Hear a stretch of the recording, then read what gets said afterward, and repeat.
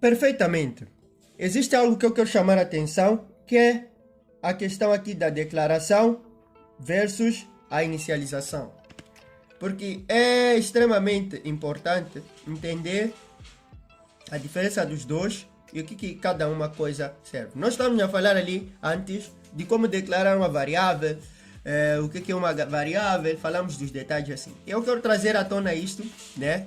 Que é algo que eu quero de alguma maneira rever aqui convosco, que é o seguinte: quando nós estamos a declarar uma variável, nós informamos, damos ali, dizemos que é int, que é privada, que é pública, e damos um nome. Nesse caso, nós já reservamos um espaço na memória dessa variável.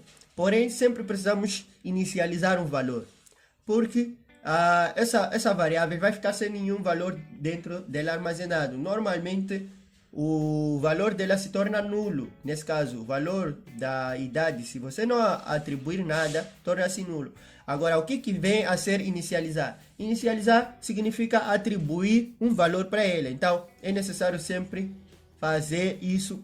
Então, também é o caso onde nós fazemos ambos ao mesmo tempo. Nós declaramos ali, nós fizemos isso na aula passada. Vocês conseguem ver. Mas no int, por exemplo, essas duas nós não inicializamos. Porém, nós declaramos. Já estão declaradas essas variáveis, mas não estão inicializadas. É importante ter entendimento disso, porque lá em frente, às vezes as pessoas criam ou declaram as variáveis, porém não inicializam. Então é necessário inicializar e indicar qual é o valor, né? Então é exatamente isso. Vamos dar continuidade e hoje nós vamos falar aqui. Nós já falamos das boas práticas, eu já trouxe aqui para vocês sobre a questão do case scientific, falei do camel case e também em caso de constantes é importante escrever em números, aliás em letras maiúsculas, né? E já falamos disso. E também dar nomes significativos, nomes que têm significado. Em vez de colocar S, por exemplo, salário, colocar S, pessoa, colocar P. Não. P não significa praticamente nada. Quando nós colocamos exatamente o nome, o significado, aí sim, pessoa, funcionário, cliente, isso sim é correto. É incorreto nós ficarmos a colocar as variáveis de forma aleatória, ok? Agora, nós vamos passar aqui para os operadores aritméticos. Também depois vamos acabar falando aqui das mensagens de saída. Nós na primeira aula falamos disso, que é o System Out. Nós vamos fazer aqui uma demonstração bem básica. Hoje, a aula de hoje vai ser sobre operadores aritméticos. Vamos falar dos 5 básicos, né? Que é a adição, a subtração, a multiplicação, a divisão. Depois o resto, ou o módulo, né? Nesse caso, o resto, ou módulo, está se falando o resto da divisão, né? E aí nós vamos entender bem cada coisa, como é que é. Perfeito, vamos lá. Vamos lá entrar no nosso NetBeans. Perfeito, vamos criar aqui um novo projeto. Já estamos na aula 4, apesar que as duas últimas aulas estiveram juntas. Vamos lá colocar aqui a aula, nós vamos seguir a ordem, vamos lá, aula 2, né? Finish, ele vai criar aqui o projeto para nós. Perfeitamente, agora deixa só aumentar o tamanho do nosso script aqui. Eu vou tirar essas informações aqui, esses comentários, só para focar para vocês e vocês conseguirem visualizar da melhor forma. Também vou fechar por enquanto aqui o nosso output. Perfeito. Então, o que vem a ser aqui o que vem a ser os operadores? Né? Nós já falamos um pouco ali da questão. É basicamente para realizar as operações matemáticas, operadores aritméticos servem para isso. Então, eu vou criar aqui uma variável para armazenar os valores e também o resultado, ok? Então vou criar aqui uma public, vou colocar o nome, vai ser uma int, uma variável int, e vou colocar aqui valor A, vírgula, valor B, ok? E nesse caso eu já declarei. Vamos inicializar colocando um valor para 10, né? O valor A vai ser 10, o valor B vai ser 12, ok? Perfeitamente. Depois vamos criar aqui uma variável para o resultado. uma public, eu vou utilizar o float. Por quê? Porque em algum momento a operação pode gerar um valor ali com vírgula. Então vou colocar um float e vou colocar aquele resultado. Resultado. E não vou declarar nada, não vou inicializar ela. Né? No caso, eu já declarei a variável, mas não vou inicializar. E o que eu vou fazer aqui? Vou fazer a primeira operação, vou fazer um comentário, adição, né? E aqui na primeira opção da adição, o caso, nós vamos ter que atribuir um valor, né?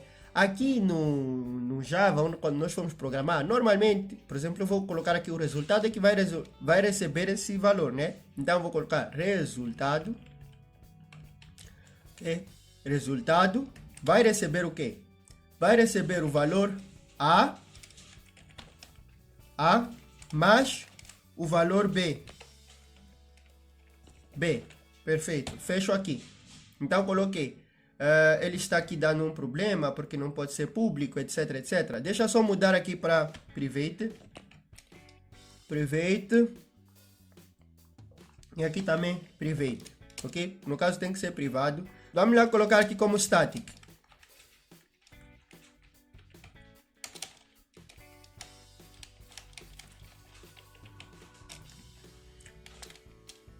Perfeito, agora aceitou. É o seguinte, nós temos que colocar aqui como static para funcionar na void, porque a void main também é static.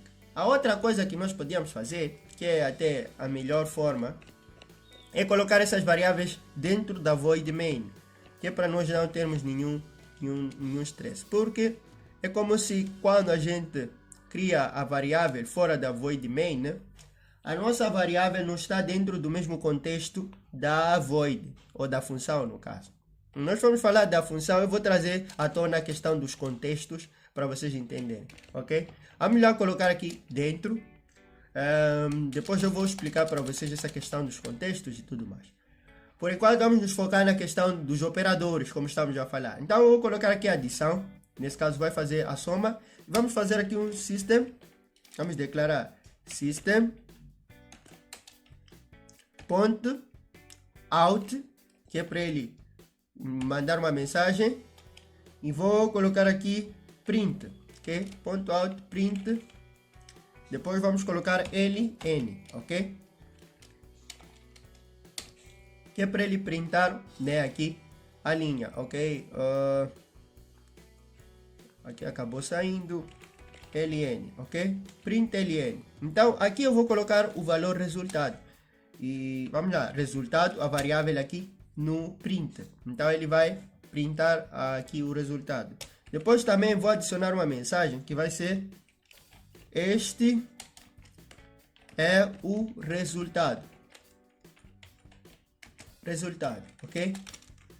Depois vou aqui adicionar, né? Nesse caso, quando eu faço essa imagem aqui, estou concatenando, porque o print serve ou mesmo espera aqui dentro do parâmetro. Nesse caso o print também é uma função, então aqui dentro existe um parâmetro. Quando nós falamos das funções, eu vou também trazer esse assunto aqui dos parâmetros e não parâmetros. Mas o parâmetro que ele espera é um texto, e no texto nós podemos fazer uma concatenação, que é colocar o valor em texto, nesse caso em string, e também o valor aqui em número. Quando a gente junta, ele permite fazer isso. Então esse é o resultado, 2 pontos, espaço. Perfeito. Então nesse caso nós vamos realizar a adição. Eu vou copiar a mesma informação, que é para realizar a subtração também, né? Subtração, venho aqui, subtração,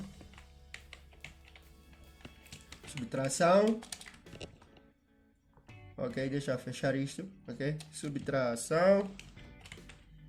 E depois também para multiplicação, venho aqui, ponho o sinal de vezes, que é esse asterisco, ok? Multiplicação.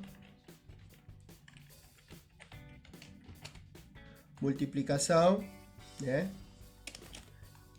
E depois nós vamos ter também para a divisão, ok?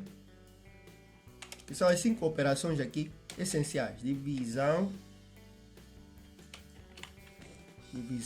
e venho aqui Para dividir é o sinal de barra, ok? Essa barra aqui. Depois, o resto da divisão. No caso, módulo. Vou colocar módulo.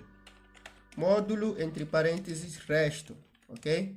Aqui é para o caso do módulo. E nós vamos colocar o sinal de percentagem. Nesse caso, como é que funciona? Ele vai dividir e o resto da divisão ele vai dar aqui como resultado. Então, ele vai buscar qual é o resto da divisão do valor A e do valor B. E depois vai aparecer com o resultado. Simplesmente são esses os 5 principais operadores aritméticos que a gente tem aqui, que a gente tem que ver nesta aula de hoje. Então, vou salvar. Para salvar é só vocês clicarem em Ctrl S, ok?